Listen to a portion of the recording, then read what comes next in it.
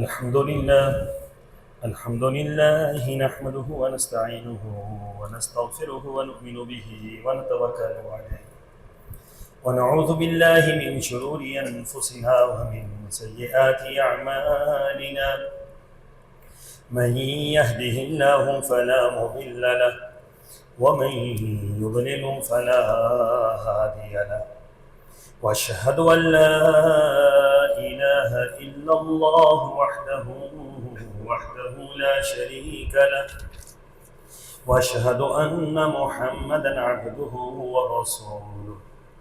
أما بعد، فإن أحسن الكلام كلام الله، وأحسن الهدي هدي محمد صلى الله عليه وسلم، وشر الأمور محدثاتها، وكل محدثة بدعة، وكل بدعة ضلالة، وكل ضلالة في النار. قال الله تبارك وتعالى في القرآن المجيد: أعوذ بالله السميع العليم من الشيطان الرجيم. بسم الله الرحمن الرحيم.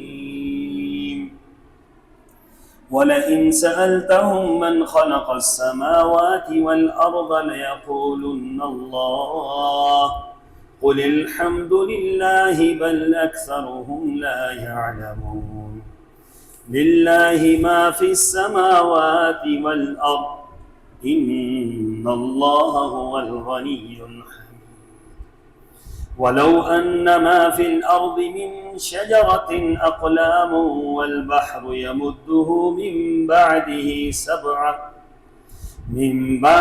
سبعة أبحر ما نفدت كلمات الله إن الله عزيز حكيم. ما خلقكم ولا بعثكم إلا كنفس واحدة إن الله سميع بصير. اللهم صل على محمد وعلى آل محمد كما صليت على إبراهيم وعلى آل إبراهيم إنك حميد مجيد. اللهم بارك على محمد وعلى آل محمد كما باركت على إبراهيم وعلى آل إبراهيم إنك حميد مجيد. سبحانك لا علم لنا إلا ما علمتنا إنك أنت العليم الحكيم.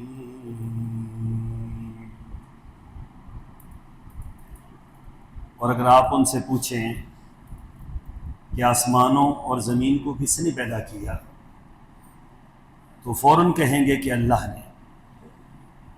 آپ کہہ دیجئے کہ سب تعریف اللہ ہی کے لیے ہے، لیکن اکثر لوگ نہیں جانتے. جو کچھ آسمانوں اور زمین میں ہے وہ اللہ ہی کا ہے، اور یہ بلا شبہ اللہ ہی بے نیاز اور لائق حمد و ثنا ہے. زمین میں جتنے بھی درخت ہیں اگر وہ سب کلمے بن جائیں اور سمندر روشنائی بن جائے اور پھر اس کے بعد 7 مزید سمندر اسی روشنائی میں مزید مہیا کر دیے جائیں تو بھی اللہ تعالیٰ کی عظمت کے ترانے ختم نہیں ہو سکتے. بلا شبہ اللہ غالب اور حکمت والا ہے. تم کو پیدا کرنا اور دوبارہ زندہ کر کے اٹھا دینا اللہ ہی کے لیے ایسے ہی ہے جیسے ایک نفس کو پیدا کرنا ہے. بلا شبہ اللہ سب کچھ سننے والا اور دیکھنے والا ہے. آیت نمبر 25 تھا 30 سورہ اللقمان. سامعین محترم، کائنات کا خالق، مالک، رازق، دستگیر وَاللَّحْكُمُ الْحَاكِمِينَ ہے جس کے ہم سب بندے ہیں اور ہم سب جس کے محتاج ہیں. ہم سب کو اسی نے پیدا کیا ہے.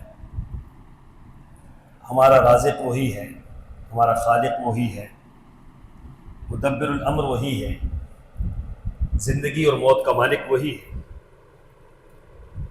عزتوں اور ذلتوں کے تقسیم کا معاملہ اسی کے پاس ہے. دنیا کا ہر معاملہ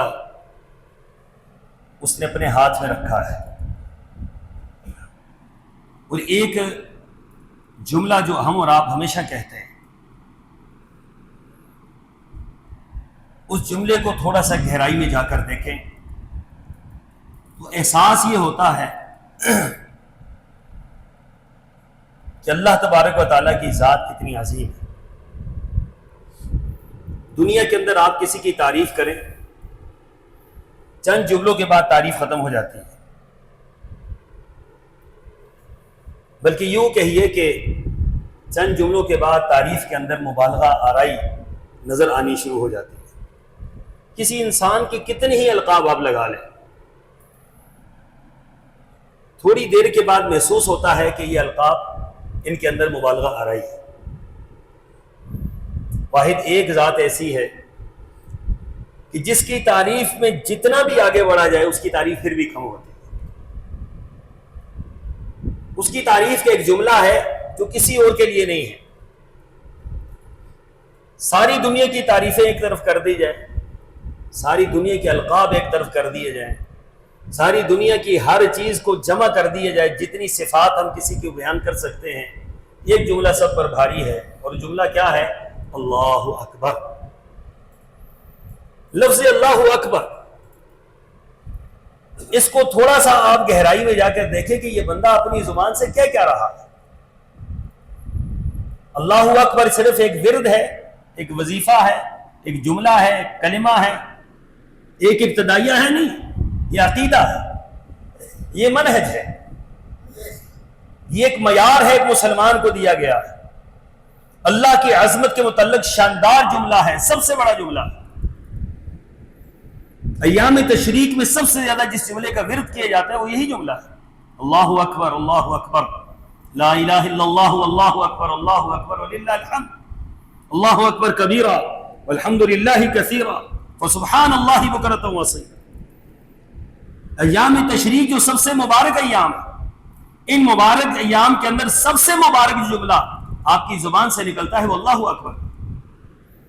تو اللہ اکبر, بچہ پیدا ہوا, ابھی اس نے کوئی آواز نہیں سنی, اسے کسی کا تعارف نہیں ہے, وہ اپنے ذہن اور فکر میں ابھی بہت کمزور ہے, لیکن اس کی زبان, اس کے کانوں میں ایک جملہ کہا جاتا ہے, اور جملہ سب سے پہلے جو اس کے وجدان میں اترتا ہے, اس کی قلب اور روح میں سرایت کر جاتا ہے, وہ جملہ کیا ہے؟ اللہ اکبر.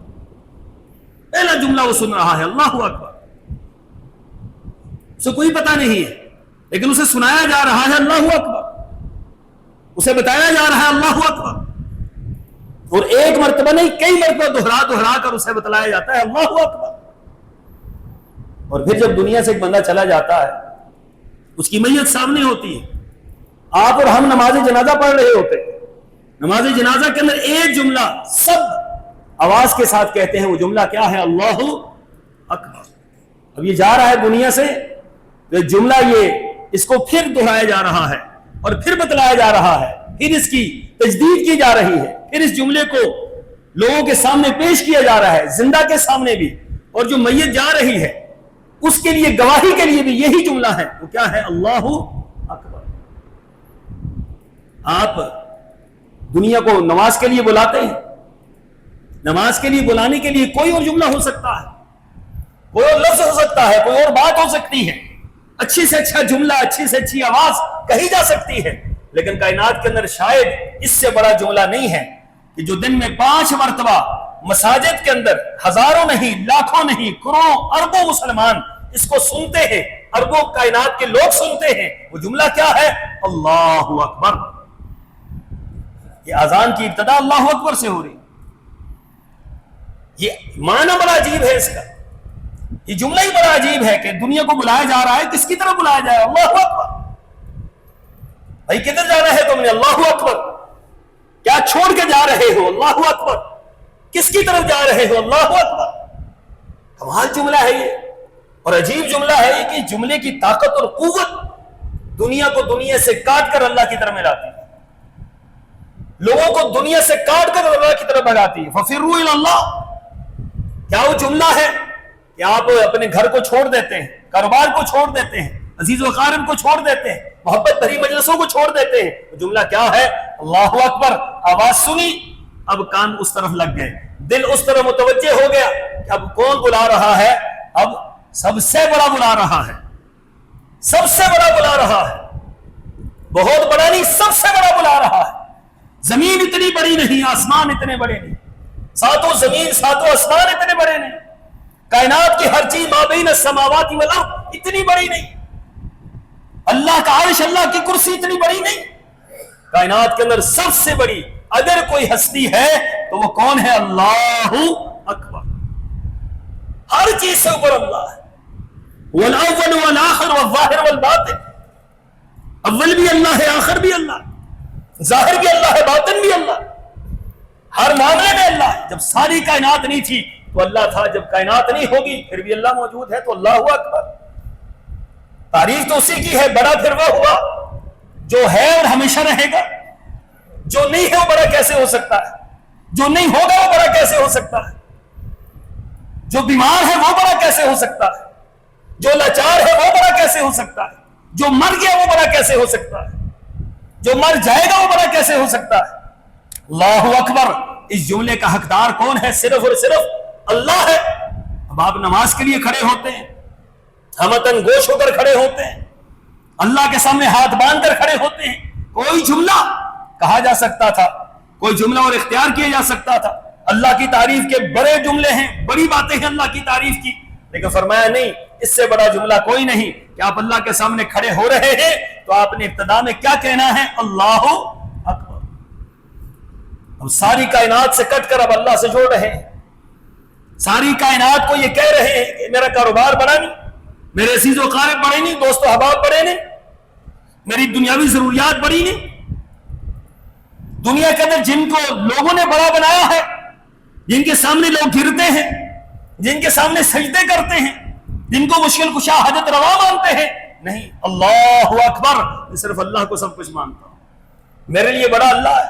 جب آپ بڑے سے تعلق قائم کرتے ہیں، جب آپ بڑے کی طرف رجوع کرتے ہیں، جب بڑے کے ترانے آپ اپنی زبان سے اس کے ترانے آپ پڑھ رہے ہیں، تو بتلائیے کہ اس کے بعد کسی اور کی کیا ضرورت رہتی ہے؟ یہ جملہ کافی ساری چیزوں کا تقاضا کرتا ہے. یہ جملہ، یہ لفظ، یہ حرف، یہ عقیدہ، یہ منہج کافی ساری باتوں کا تقاضا کرتا ہے. یاد رکھیں، جو اللہ اکبر کہتا ہے وہ کسی قبر پر نہیں جھک سکتا. اگر قبر پر جھکتا ہے، اللہ اکبر کا معنی نہیں سمجھا، اللہ اکبر کا معنی نہیں سمجھا، اسے پتہ ہی نہیں اللہ اکبر کیا ہے. اس نے اس کو صرف ورد اور وظیفے تک محدود رکھا. اگر اسے پتہ لگ جائے اللہ اکبر کتنا بڑا جملہ، کتنا عظیم جملہ، اور اللہ کے بارے میں آپ کیا کہہ رہے ہیں؟ اللہ سب سے بڑا ہے، اللہ سب سے بڑا ہے. جب اللہ سب سے بڑا ہے تو اللہ کو چھوڑ کر آپ کدھر جا رہے ہیں؟ جب بڑے سے آپ کی دوستی ہے، بڑے سے آپ کا تعلق ہے، بڑے سے آپ کا واسطہ ہے، بڑے سے آپ ڈائریکٹ بول سکتے ہیں، ڈائریکٹ مان سکتے ہیں، ڈائریکٹ لے سکتے ہیں، اس کے درمیان کوئی آڑ نہیں، اس کے درمیان کوئی فاصلہ نہیں، وہ آپ سے دور نہیں، وہ آپ کی باتوں سے غافل نہیں، آپ کے معاملات سے غافل نہیں. اس کو چھوڑ کر آپ کہاں جا رہے ہیں؟ وما قدر اللہ حق قدر. اسی لیے اللہ تبارک و تعالیٰ نے اہل ایمان کو مخاطب کر کے فرمایا کہ اہل ایمان، آپ اللہ تعالیٰ کی قدر جانتے ہی نہیں ہیں، آپ اللہ تعالیٰ کی قدر نہیں جان سکے. وما قدر اللہ حق قدر والارض جميعا قبضته يوم القيامة والسماوات مطويات بيمينه سبحانه وتعالى عما يشركون.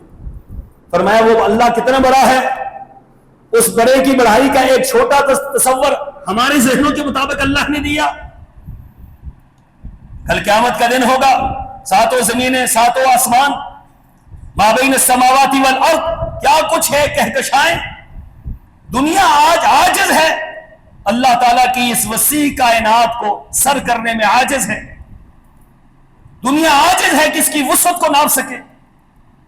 آج کا دور جو علم کا دور ہے، جو تحقیق کا دور ہے، جسے یوں آپ کہیے کہ ہم نے نئی سے نئی ایجادات کی ہیں، لیکن آج تک انسان یہاں تک نہیں پہنچ سکا کہ زمین کی گہرائی کتنی ہے، زمین کتنی ہے، 7 زمینیں ہیں، ان کی تہیں کیسے بنی ہوئی ہیں، یہ جس نے بنائی اسی کو پتا ہے. اور پھر آسمانوں کے درمیان خلا کتنا ہے، کسی کو کوئی پتا نہیں. سارا آپ کا علم اپنی جگہ پر، لیکن علم محدود ہے. یہاں سے نیچے نیچے، یہ نیچے سے اوپر اوپر، وہاں سے نیچے کیا ہے میرے اللہ کے علم میں، وہاں سے اوپر کیا ہے میرے اللہ کے علم میں.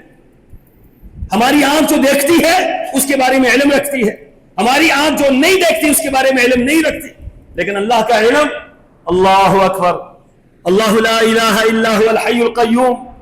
توحید، اللہ کی توحید کا سب سے بڑا جملہ، اللہ کی توحید کی سب سے بڑی عظمت آیت الکرسی کے اندر بیان ہے. اللہ لا الہ الا هو الحی القیوم لا تاخذہ سنۃ ولا نوم له ما فی السماوات وما فی الارض من ذا الذی یشفع عنده الا باذنہ یعلم ما بین ایدیہم وما خلفہم.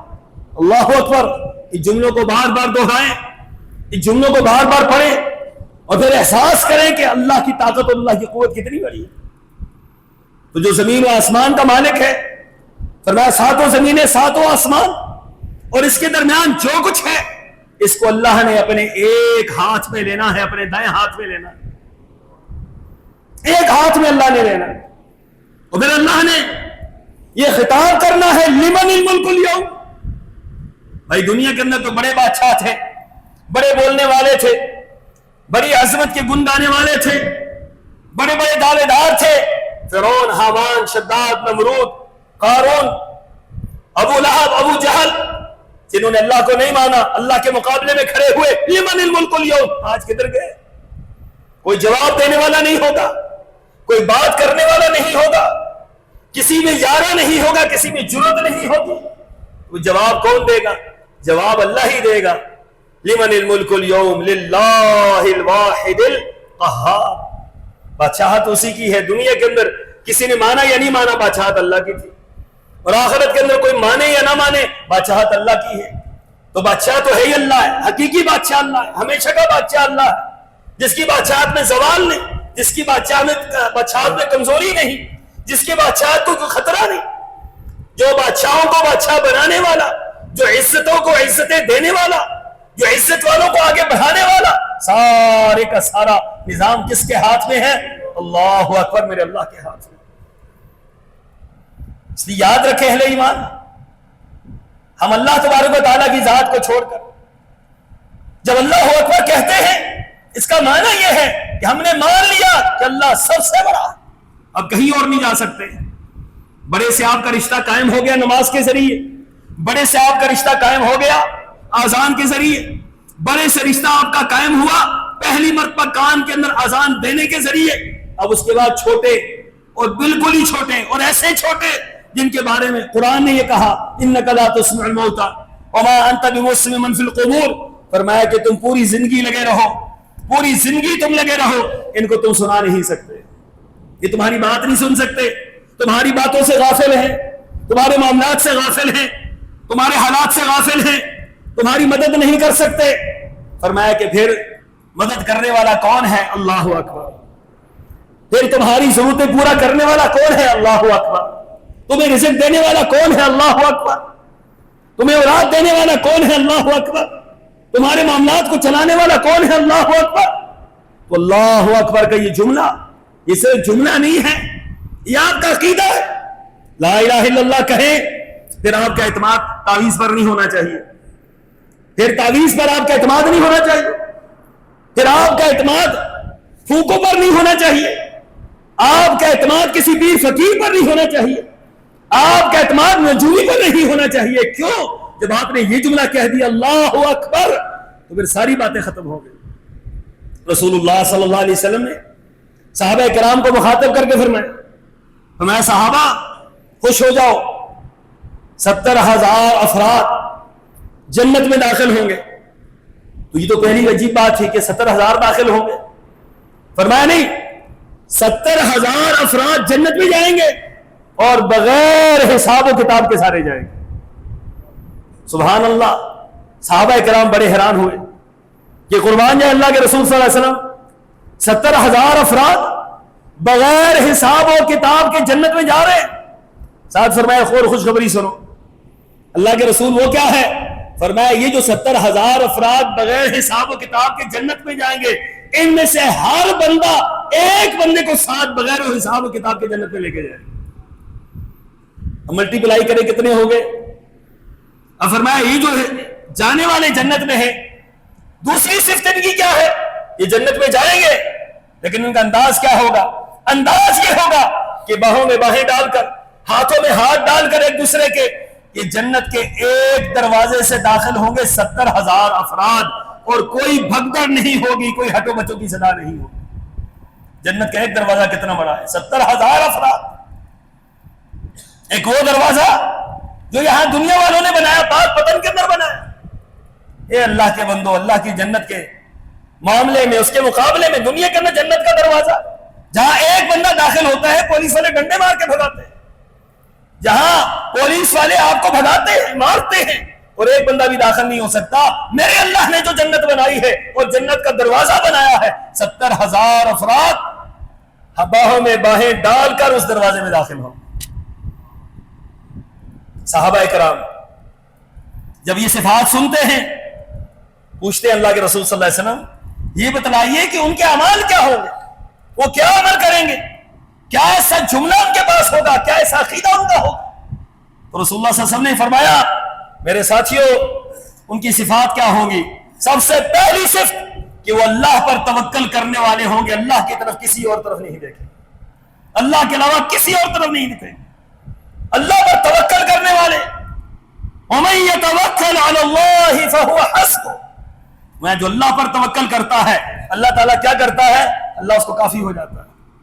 جو اللہ کے ساتھ جڑ گیا, جس نے اپنے آپ کو اللہ کے ساتھ لگا لیا, جس نے یہ جملہ کہہ دیا وہ فَوِّضُ أَمْرِي إِلَى اللَّهِ, اللہ میرا ہر معاملہ تیری طرف, ہر بات تیری طرف, ہر جملہ تیری طرف, ہر غم تیری طرف, ہر بیماری تیری طرف, ہر صدا تیری طرف, تو پھر اللہ تعالیٰ کبھی بھی اس کو ضائع نہیں کرتا. جو اللہ کی طرف جھک جاتا ہے, جو اللہ کا ہو جاتا ہے, من کان للہ کان اللہ لہ, فرمایا جو اللہ کا بن جاتا ہے اللہ کی شان یہ نہیں ہے کہ اللہ اس کو چھوڑ دے, اللہ تبارک و تعالیٰ ساری کائنات سے بے نیاز کر کے اللہ اس کا ہو جاتا ہے, اللہ اس کا ہو جاتا ہے, وہ اللہ کا ہو جاتا ہے. فاذکرونی اذکرکم, تم اللہ کو یاد کرو اللہ تمہیں یاد کرے گا, تم اللہ کا ذکر کرو اللہ تمہارا ذکر کرے گا. تو فرمایا اللہ پر توکل کرنے والے. اور پھر فرمایا دوسری صفت کیا ہوگی؟ فرمایا جھاڑ پھونک کرنے والے نہیں ہوں گے, کبھی ادھر چلے گئے, کبھی ادھر چلے گئے, کبھی ادھر چلے گئے, اس جگہ سے یہ چیز اٹھائی مٹی لی, اس جگہ سے تیل لیا, اس جگہ سے فلاں چیز لی, اس جگہ سے نمک لیا, یہاں سے شفا ملے گی, یہاں سے ملے گی, یہاں سے ملے گی. فرمایا نہیں, ہر معاملے میں کس پر توکل کرنے والے ہوں گے؟ اللہ پر توکل کرنے. اللہ اکبر.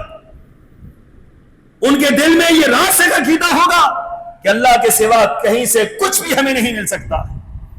فرمایا ان کا اللہ سے یہ گہرا تعلق, اللہ پر توکل اس بات کا تقاضا کرتا ہے کہ اللہ بغیر حساب و کتاب کے ان کو جنت میں داخل کرے.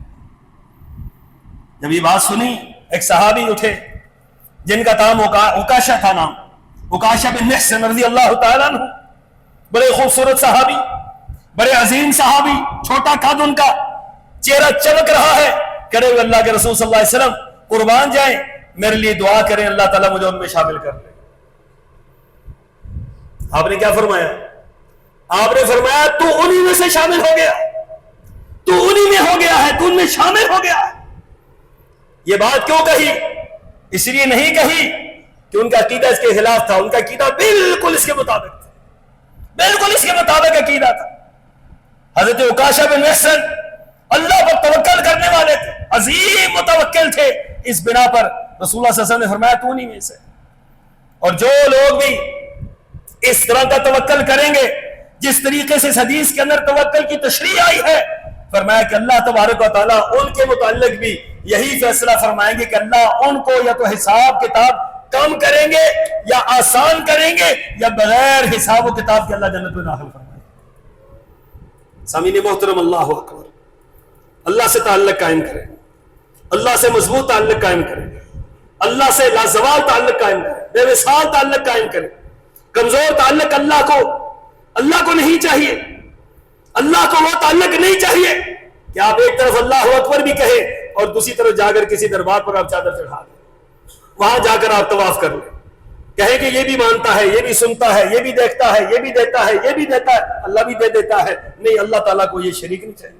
انانی شرکاء، اللہ کی غیرت، اللہ کی عظمت، اللہ کی شان، اس کا یہ جملہ اللہ اکبر اس بات کا متقاضی ہے کہ اس کے ساتھ کسی اور کو نہ ملایا جائے۔ اگر کوئی اور ملایا جاتا ہے اللہ تعالیٰ قبول نہیں فرماتے۔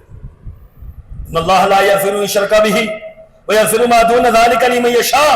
لوگوں، اللہ معاف کرنے والا ہے، اللہ تعالیٰ معافی کو پسند کرتا ہے، اللہ معاف کرتا ہے، دن کے گناہگاروں کو رات کو معاف کرتا ہے، رات کے گناہگاروں کو دن کو معاف کرتا ہے، صبح کو معاف کرتا ہے، شام کو معاف کرتا ہے، رمضان میں معاف کرتا ہے، حج میں معاف کرتا ہے، روزوں میں معاف کرتا ہے، نمازوں میں معاف کرتا ہے، صبح شام معاف کرتا ہے، لیکن نہیں معاف کرتا میرا اللہ اس کو نہیں کرتا جو اللہ کے ساتھ شرک ٹھہراتا، جو اللہ اکبر کا معنی نہیں سمجھتا، جو اللہ اکبر کہنے کے باوجود اللہ سے دور جاتا ہے، کسی اور کو جا کر اللہ کے ساتھ ملاتا ہے، فرمایا اس کو میں نے معاف نہیں کرنا۔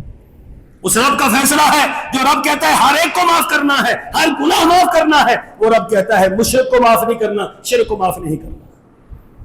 اس بنا پر سامعین محترم، جو جملہ ایام تشریق کے اندر آپ نے پڑھا، اللہ اکبر اللہ اکبر لا الہ الا اللہ اللہ اکبر اللہ اکبر وللہ الحمد، یہ جملہ نہیں، عقیدہ ہے، منہج ہے، اللہ کی عظمت کا ترانہ ہے، اللہ کی عظمت کی دلیلیں ہیں۔ ان کو غور سے سمجھیں اور اسی کے مطابق اللہ پر ایمان لے کر آئیں اور اسی کے مطابق دنیا والوں سے کٹ کر وقت گزاریں۔ اللہ مجھے اور آپ کو عمل کی توفیق عطا فرمائے۔ وآخر دعوانا ان الحمد للہ رب العالمین۔